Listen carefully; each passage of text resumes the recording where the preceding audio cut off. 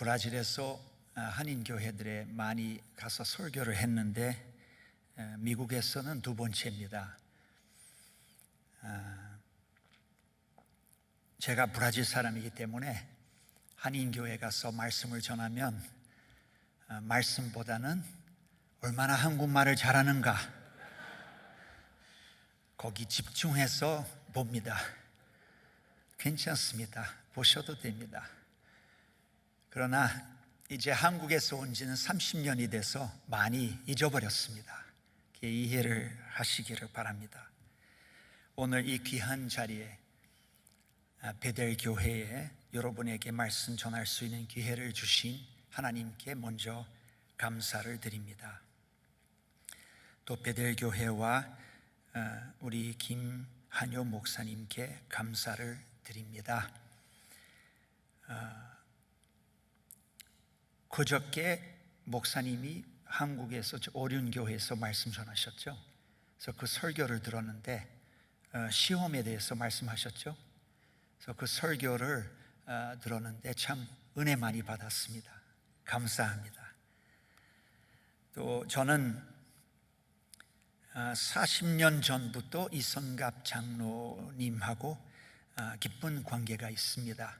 브라질에서부터. 그래서 오게 되는데 또 많은 대접을 받았고 참 우리 이 장로님에게도 감사를 드립니다. 브라질 신학교에 82년도에 들어가서 제가 공부를 좀 더 하고 싶어서 목사 되기 전에 너무 어린 나이에 들어갔으니까 그때 18살이었거든요. 그래서 공부 좀 더 하고 좀 더 경험을 가지고 목사 되려고 했는데 브라질에는 아무 대학원이 없었어요. 그래서 미국, 영국 이렇게 편지를 보내서 장학금을 요청했는데 우리 아버님이 선교사님이었으니까 제가 장학금을 부탁했는데 안 돼서 그때 브라질 신학교에 있던 한국 친구들이 한국 가라, 그거 잊어버리고 한국 가라 자꾸 이러는 거예요. 처음에는 너무 이상하고 한국은 저 지구 땅 반대편에 있는 나라인데 어떻게 거기까지 갔느냐. 그래서 그러다가 그 친구들이 하도 고집을 많이 해가지고 제가 주소 받고 편지를 보냈어요. 보냈더니 처음으로 긍정적인 답이 와서 제가 신나고 그 총신에서 요구하는 모든 서류들 보내고 그렇게 해서 한국에 가게 됐는데 편입해서 84년도에 총신에 들어갔습니다. 그 총신에서 제 서류들 다 받고 난 후에 full scholarship 줬어요. 그래서 갈 수가 있었습니다. 총신에 도착한 다음에 여러 외국인들이 같이 왔는데 저처럼 이렇게 공부하러 왔는데 학교에서 우리 외국인들을 한 사람 한 사람 또 교회들로 보냈습니다. 각 외국인이 외국인 학생이 한 교회로 이렇게 보냈는데 저는 제가 기억하고 싶은 내용인데 저는 동도교회로 갔습니다. 동도교회 그때 한국에 저에게 아버지 정도 되셨던 최훈 목사님 계셨고 담임 목사님으로 그 교회에 목회하고 계셨고 그분이 저를 많이 돌봐주셨습니다. 그리고 거기 동도교회에서 5년 지낸 다음에 우리 허사모를 처음 갈 때부터 만나서 5년 지낸 다음에 결혼을 했습니다. 결혼하고 한국에서 아들 낳고 브라질에 돌아와서 딸을 낳습니다. 재밌는 얘기 할까요? 제가 처음 한국에 갔는데 동도교회를 다니고 있는데 그때 연세대학교 한국어학당에서 공부했어요. 1년 동안 신학 공부 안 하고 총신에서 우리를 연세대학교로 보내서 한국말만 공부하도록 했어요. 그래서 반말부터 공부하기 시작해가지고 교회 갔는데 예배 끝나면 목사님이 교회 문에 이렇게 서 계셔가지고 인사를 하시잖아요. 그래서 최훈 목사님 앞에 나와서 이렇게 머리를 숙이면서 목사님 잘 있니? 라고 했는데 그때 재훈 목사님이 웃으면서 그래 브레노야 너 잘 있었나? 그렇게 답을 하셨는데 있었나라는 말을 못 배워가지고 거기부터 신학교 돌아갈 때까지 도대체 있었나는 게 뭐야? 있었나? 나 안 들어봤는데. 그래서 신학교에 가서 친구들이 가르쳐 주었습니다. 그래서 재훈 목사님이 저를 많이 아끼고 축복을 하셨어요. 또 여기 와서 우리 이성갑 그 장로님 만나서 참 좋은 시간 보냈는데, 이성갑 장로님도 이상한 면이 있어요. 저하고 40년 된 아주 친한 친구인데 자꾸 저에게 존댓말을 합니다. 그러니까 친구는 그런 거 아니잖아요. 친구끼리는 반말로 얘기해야지. 그래서 몇 마디 했더니 말을 내렸습니다. 이제 그래서 참 좋은 시간들을 많이 보내고 있고 참으로 감사합니다. 제가 브라질에서 하는 선교는 하나님께서 저에게 개인적으로 부르심을 은혜 가운데 주신 것처럼 교회 개척 사역입니다.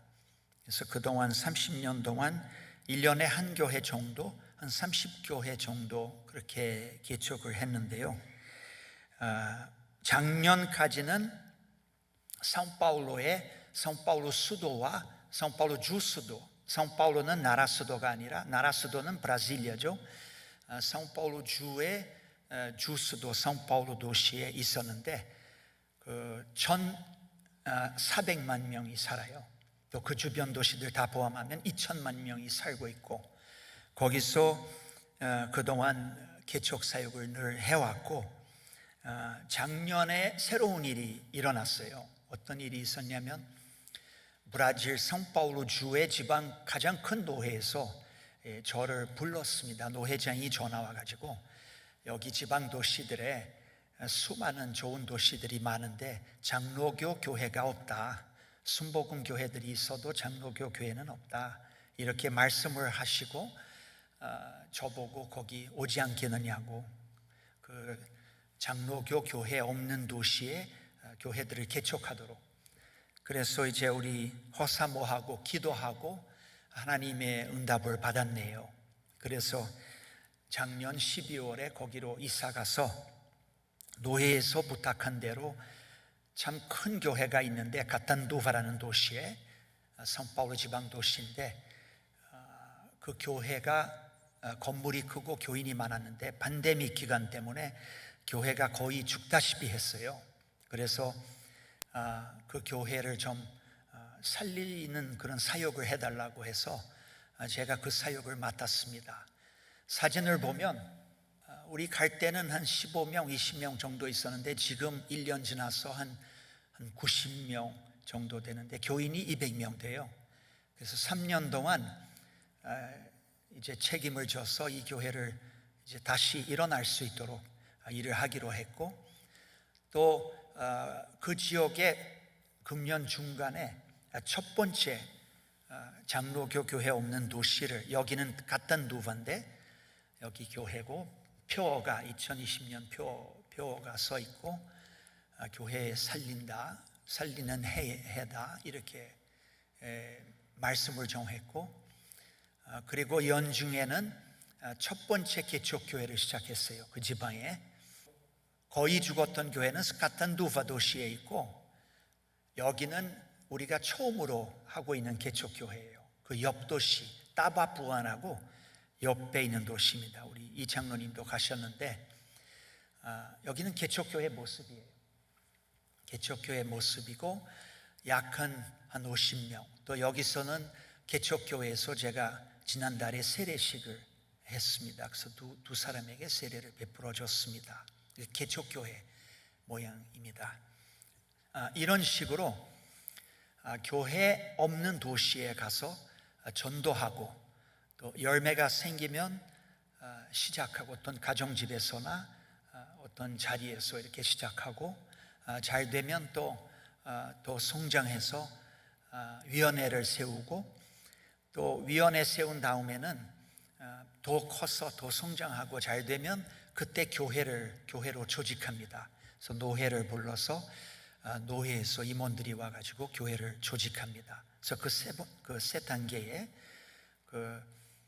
본투 미셔나 선교의 포인트로 시작하고, 그 다음에 두 번째는 콩그레게이션으로 이제 올라가고 좀 열매가 있고 성장하면 이제 콩그레게이션으로 올라가고, 그 다음에 마지막으로는 이그레시아, 교회로 노회에서 와가지고 조직을 합니다.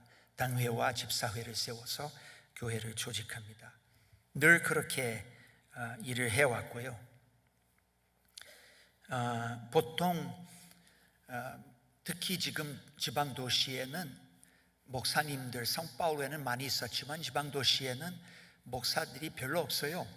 그래서 이제 교회의 그 평신도들하고 많이 일을 하고 있습니다. 아까 보셨던 그 개척교회, 첫 번째 개척교회, 거기 책임 맡은 분이 의사된 장로님인데, 의사 생활을 하시면서 이 장로님이 이름이 이 지아고 장로님이 얼마나 헌신적으로 저랑 같이 그 개척교회 일을 보시는지, 그 부인 마리나라는 분하고 장로님이 열심히 성경 공부하고 또 가르치고, 또 제가 목하는 날에는 설교하고 하는데 참 은혜 가운데 잘 되고 있습니다. 이런 식으로 장로님들이 많이 도와주세요. 앞으로도 계속 장로님들, 장로된 분은 또 준비가 많이 돼 있으니까 앞으로 이제 장로님들하고 많이 일을 하게 될 겁니다. 개척교회 할 때 그 주변에 장로님들의 도움을 많이 받게 될 거고, 목사도 이제 나오게 되죠. 이제 청년들 가운데 신학교 가고 목사 되는 사람들도 이제 생깁니다. 그래서 이제 교회들을 개척해 가면서 목사들도 키우고 그렇게 일을 해 왔습니다. 저는 선교를 어떻게 생각하는지 말씀드리면, 고린도전서 2장 2절 말씀 보면 제가 생각하는 선교가 나옵니다. 고린도전서 2장, 여기 2절을 보면 사도 바울가 이렇게 말씀하셨죠. 내가 너희 중에서 예수 그리스도와 그의 십자가에 못 박히신 것 외에는 아무것도 알지 아니하기로 작정하였습니다. 그래서 한마디로 선교라는 일을 생각하는 것, 그 개념을 생각해서 한마디로 말씀드리면, 선교하는 것은 우리 주 예수 그리스도와 그의 십자가에 못 박히신 것, 그가 십자가에 못 박히신 것을 전하는 것이 선교입니다.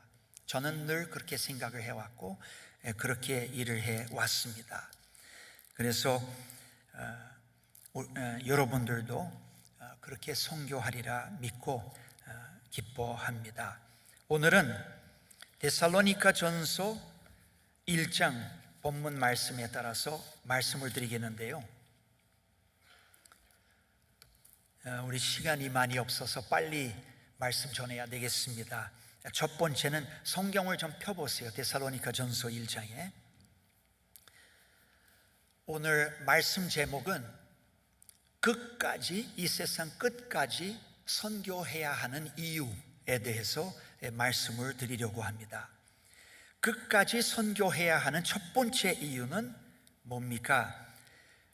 각 나라의 각 족속에 하나님의 택하심을 받은 사람들이 있기 때문에 우리가 끝까지 선교해야 하는 것입니다. 데살로니가 전서 1장 4절만 보시기를 바랍니다. 다 같이 보겠습니다. 하나님의 사랑하심을 받은 형제들아, 너희를 택하심을 아노라. 아멘.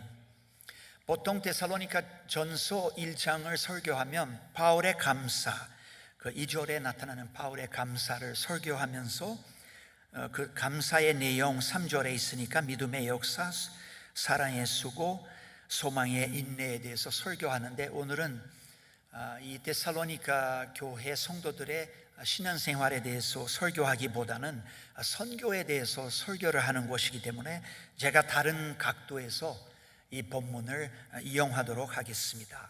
그러면 첫 번째, 우리가 끝까지 선교해야 하는 이유는 모든 나라의 모든 족속의 끝까지, 이 세상 끝날까지 택하심을, 하나님의 택하심을 받은 사람들이 있을 것이기 때문에 우리가 선교해야 하는 것입니다. 주 예수 그리스도의 복음을 전해야 하는 것입니다. 하나님의 사랑하심을 받은 형제들아, 너희를 택하심을 아노라 라고 말씀했습니다. 여러분 잘 아시다시피 에베소서 1장 4절을 보면 곧 창세전에 그리스도 안에서 우리를 택하사 우리로 사랑 안에서 그 앞에 거룩하고 흠이 없게 하시려고 라고 말씀했습니다. 이렇게 우리는 하나님의 거룩하신 뜻으로, 주관적인 뜻으로, 하나님의 사랑으로 하나님의 택하심을 받았습니다. 그리고 예수님의 지상명령을 생각하면 예수님이 분명히 말씀하셨죠. 내게 모든 권세를 주셨으니 이제 너희는 가서 모든 족속으로, 모든 나라 사람들한테 복음을 전해서 제자를 삼고 성부와 성자와 성령의 이름으로 세례를 주고 또 내가 너희에게 분부한 모든 것을 가르쳐 지키게 하라 말씀을 하지 않았습니까? 그래서 우리는 끝까지, 이 세상 끝날까지 모든 족속으로 나아가서 복음을 전할 수가 있어야 하는 것입니다. 복음을 전해야 하는 것입니다. 모든 나라 백성 가운데 택하심을 입은 사람들이 기다리고 있기 때문에, 우리를 기다리고 있기 때문에 우리는 우리 할 파트를 해야 합니다. 그게 바로 선교입니다. 가서 주 예수 그리스도와 그가 십자가에 못 박히신 것, 그것을, 그 구원의 복음을 전해야 하는 것입니다. 이 택하심을 생각하면 고린도 교회 경우가 나타납니다. 사도행전 18장 보면은요, 사도행전 18장 9절부터 11절 보면 이렇게 나와 있습니다. 밤에 주께서 환상 가운데 바울에게 말씀하시되 두려워하지 말며 잠잠하지 말고 말하라. 내가 너와 함께 있음에 아무 사람도 너를 대적하여 해롭게 할 자가 없을 것이니 이는 이 성중에 내 백성이 많음이라 하시더라. 1년 6개월을 유하며 그들 가운데서 하나님의 말씀을 가르치니라 라고 말씀했습니다. 그 전 10절에 말씀한 거 보세요. 이 성중에, 이 고린도 도시에 내 백성이 많음이라. 이것이 뭐냐면 하나님의 택하심을 받은 사람들이 고린도에 많이 있었다는 거예요. 그래서 하나님이 사도 바울에게 말씀했죠. 아무도 너를 해할 사람이 없으니까, 너를 해롭게 할 사람이 없으니까 너 가만히 있지 말고 복음 전해라, 열심히 선교해라. 내가 너와 함께하고 그 도시에, 이 고린도 도시에 예수 그리스도의 몸된 교회를 세우겠다. 하나님이 사도 바울에게 말씀하신 거죠. 이렇게 모든 족속에 예수님이 우리에게 지상명령, 대선교의 명령을 주신 것처럼 모든 족속에, 모든 도시에 하나님의 택하심을 받은 사람들이 있기 때문에 우리가 가서 복음을, 주 예수 그리스도의 복음을 전해야 하는 이유가 있습니다. 이 세상 끝까지 모든 백성들 가운데 하나님의 택하심을 받은 사람들이 있을 것이기 때문에 가서 그들에게 선교하며 복음을 전하는 것입니다. 그리고 이렇게 전도와 선교를 하지 않은 교회는 미래가 없어요. 선교하지 않는 교회는, 전도하지 않는 교회는 반드시 망하게 됩니다. 반드시 문 닫습니다. 그러나 선교하는 교회는 각 족속으로 모든 나라의 비전, 큰 비전을 가지고 선교하는 교회는 늘 성장하고 존재할 이유가 있습니다. 이렇게 모든 족속으로 나아가서 복음 전하는 것은 교회의 제일 기본적인, 제일 기초적인 목적입니다. 그래서 절대 잃어버리면 안 됩니다. 교회는 선교의 본부가 돼야 되는 것입니다. 주 예수 그리스도와 그가 십자가에 못 박히신 것, 그 구원의 복음을 모든 백성들에게 전하는 것은 교회라는 것입니다. 그 다음에 두 번째, 끝까지 선교해야 하는 이유는 성령님께서 역사하시기 때문에 우리가 끝까지 선교해야 하는 것입니다. 데살로니가 전서 다시 보십시오. 데살로니가 전서 1장, 이번에는 5절을 읽으시기를 바랍니다. 다 같이 5절을 읽겠습니다. 이는 우리 복음이 말로만 너희에게 이른 것이 아니라 오직 성령과 우리가 너희 가운데서 너희를 위하여 또 한 사람이 된 것은 너희 아는 바와 같으니라. 보세요. 거기 아까 그 고린도전서 2장에도 이렇게 사도 바울이 말씀하셨는데, 여기 보면 분명하죠.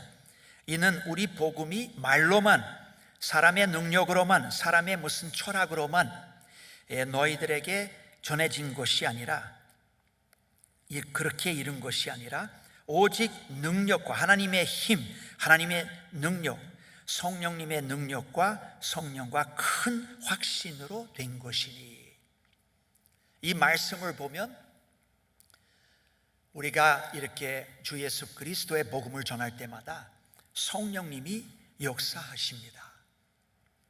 우리는 복음을 전하고 성령님이 역사하셔서 복음 듣는 사람들을 거듭나게 하며 또 그 사람들을 주 예수 그리스도에서 세워주십니다. 우리는 항상 모든 족속으로 오직 우리 주 예수 그리스도의 구원의 복음을 전할 뿐이며, 그리고 그 모든 족속, 모든 나라 사람들 중생하게 하는 것, 거듭나게 하는 것, 주 예수 그리스도 안에서 말씀으로 거룩하게 하는 일은, 그 일을 하시는 분은 성령님이십니다. 그래서 우리는 끝까지 선교할 이유가 있습니다. 성령님이 역사하시기 때문에. 우리는 가서 전하기만 하면 돼요. 예수 그리스도의 복음을, 순수하게 구원의 복음을, 은혜의 복음을 전하기만 하면 됩니다. 그러면서 성령님이 역사를 하셔서 사람들 중생하게 하고 거듭나게 하고 세우니까, 주 예수 그리스도 안에서 세우니까 일이 되는 것입니다. 요한복음 3장 3절과 7절 보면 니고데모와 예수님의 얘기가 나오는데요, 거기서 3절과 7절에 예수님이 이렇게 니고데모에게 말씀했습니다. 사람이 거듭나지 아니하면 하나님의 나라를 볼 수가 없느니라. 여기서 거듭난다라는 말은 새로 태어난다는 의미도 있지만, 그런 의미보다는 우리가 이 본문을 그 원어로부터 보면 아노덴이라는 말이 나오는데요, 그 뜻이 뭐냐면은 사람이 위로부터 새로 태어나지 않으면 천국을, 하나님의 나라를 볼 수가 없다라는 뜻이 있습니다. 이 위로부터라는 말의 뜻이 뭡니까? 사람이 성령으로 태어나지 않으면, 성령으로 새로 나지 않으면 하나님의 나라를 볼 수가 없습니다.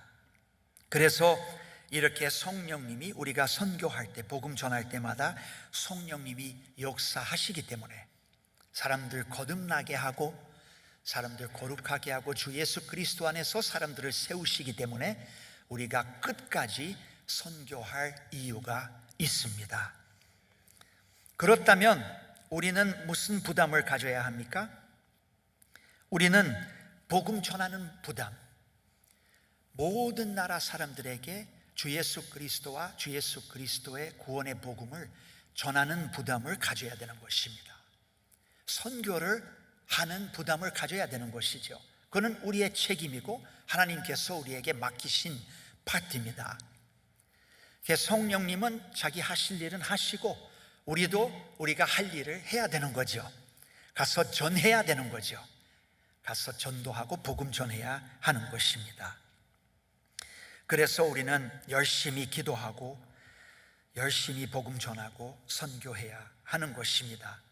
이 세상에 교회가 존재할 가장 중요한 이유는 아까 말씀드린 대로 바로 이것입니다. 그리고 성령님이 역사하기 위해서 우리는 기도를 해야 합니다.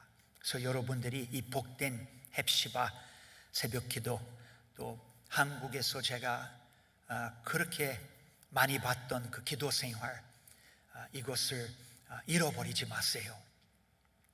기도 생활 한다는 것만큼 좋은 것이 없어요. 훌륭한 일이 없습니다.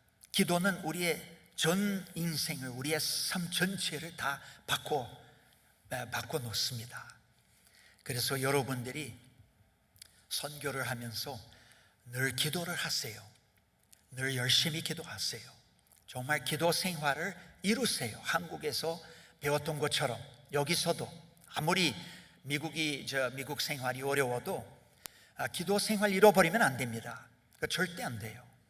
아무리 미국 생활이, 이민 생활이 어려워도 기도 생활만큼은 유지해야 해요. 기도 생활만큼은 계속 하셔야 돼요. 그만큼 우리에게 중요한 일이기 때문에, 절대적인 일이기 때문에. 그리고 우리가 이렇게 기도를 하고 복음을 전할 때는 성령님이 역사하십니다. 그래서 우리는 끝까지 선교할 수 있어요. 마지막으로 세 번째, 우리가 끝까지 선교해야 하는 이유는 뭐냐면, 모든 나라 사람들, 모든 족속의 사람들이 변화를 받기 때문에 우리가 선교해야 하는 것입니다. 데살로니가전서 다시 본문을 보겠습니다. 데살로니가전서 1장, 이번에는 마치면서 9절과 10절만 같이 보겠습니다. 다 같이 읽겠습니다. 저희가 우리에 대하여 스스로 구하기를, 우리가 어떻게 너희 가운데 들어간 것과 너희가 어떻게 우상을 버리고 하나님께로 돌아와서 사시고 참되신 하나님을 섬기며 또 죽은 자들 가운데서 다시 살리신 그의 아들이 하늘로부터 강림하심을 기다린다고 말하니, 이는 장래의 노하심에 우리를 건지시는 예수시라. 특별히 9절에 서 있는 말씀을 보세요. 저희가 우리에 대하여 스스로 말하기를, 우리가 어떻게 너희 가운데 들어간 것과 너희가 어떻게 우상을 버리고 하나님께로 돌아와서 사시고 참되신 하나님을 섬기며 라고 말씀했습니다. 이 말씀의 뜻이 뭐냐면, 사람들이 복음을 들을 때에 변화를 받습니다.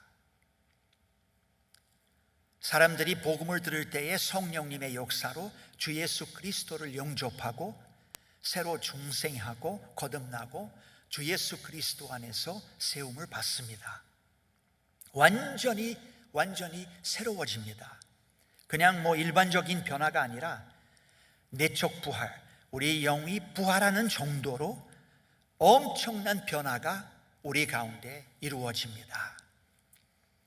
그래서 에베소서 2장 10절에서 말씀하시기를, 우리는 그가 만드신 바라 그리스도 예수 안에서 선한 일을 위하여 지으심을 받은 자니, 이 일은 하나님이 전에 예비하사 우리로 그 가운데서 행하게 하려 하심이라 라고 했습니다.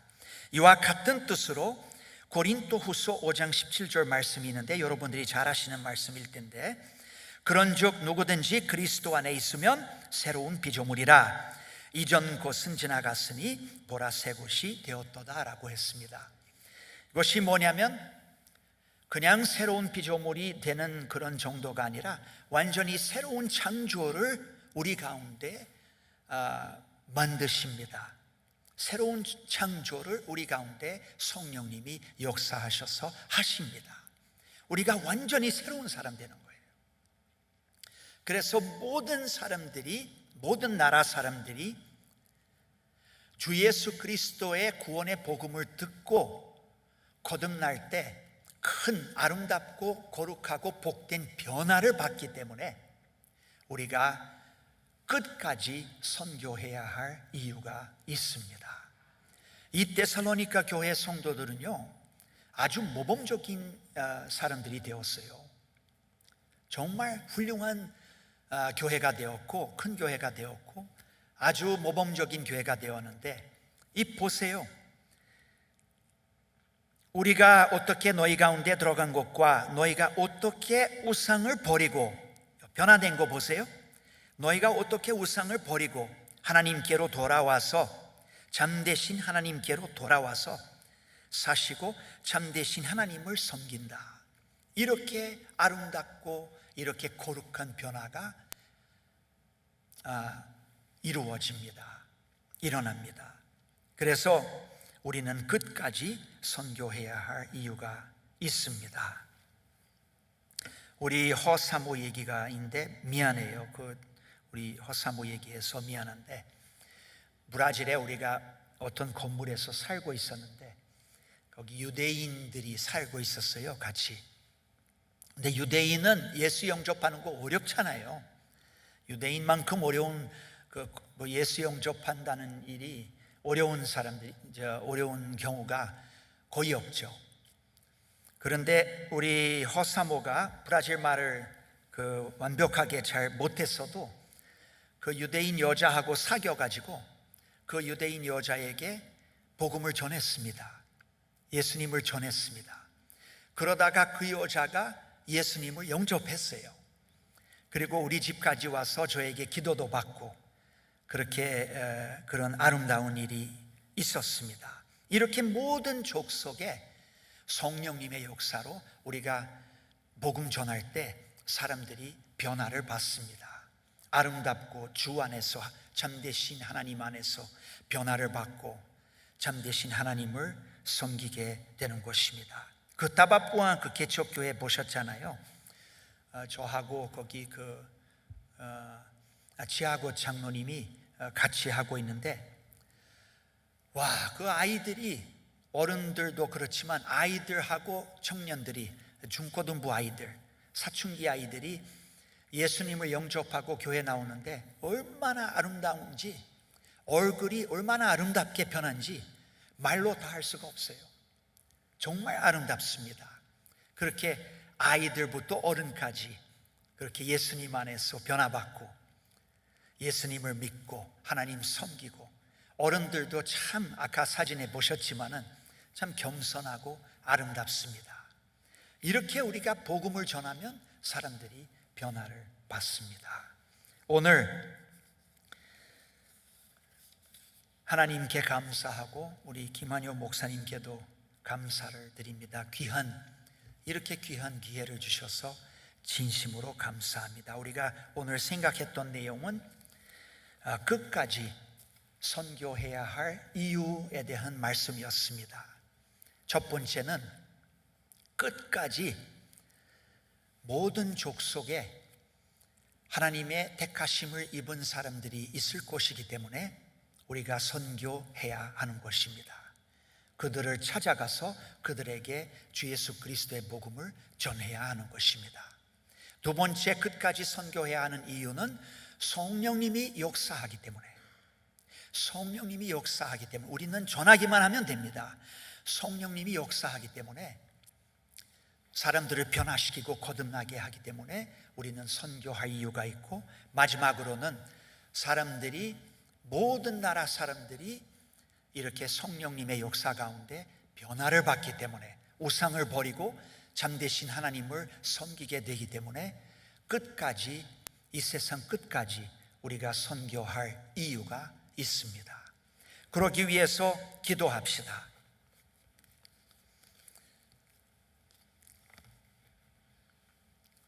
우리 같이 잠시만 기도하고 제가 기도할게요. 우리 베델교회가 이미 선교를 많이 하는 교회인데 너무 감사한데 앞으로 계속 그렇게 하도록, 그리고 성령님이 베델교회를 통해서 베델교회 모든 성도들 통해서 크게 여기 얼바인에부터 시작해서 전 세계로 나아가서 크게 역사하시도록 많은 사람들을 주 예수 그리스도 앞으로 인도하도록 기도합시다. 다 같이 잠시만 기도하고 제가 기도하겠습니다. 할렐루야. 하신 아버지 감사합니다.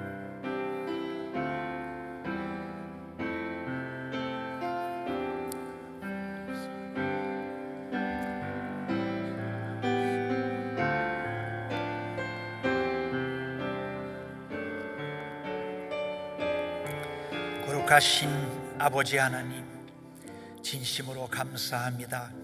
이 복된 아침 우리에게 주셔서 감사합니다. 더욱 특별히 이 복된 아침에 하나님 전에 나와 하나님 앞에 기도할 수 있는 특권을 주신 것, 하나님께 진심으로 감사드립니다. 모든 영광, 모든 감사, 모든 전기, 모든 찬양 하나님 앞에 올려드리옵나이다. 하나님의 거룩하신 이름을 찬송합니다. 거룩하신 아버지 하나님, 우리 베델 교회를 기억하여 주시옵소서.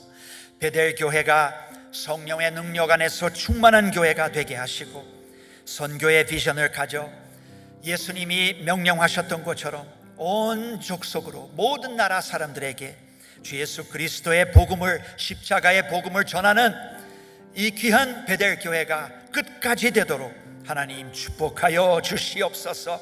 이 세상 끝날까지 우리는 주 예수 그리스도의 이름을 말을 할 것입니다. 이 세상 끝날까지 우리는 주 예수 그리스도의 십자가 안에서 자랑하고 그 십자가를 말할 것입니다.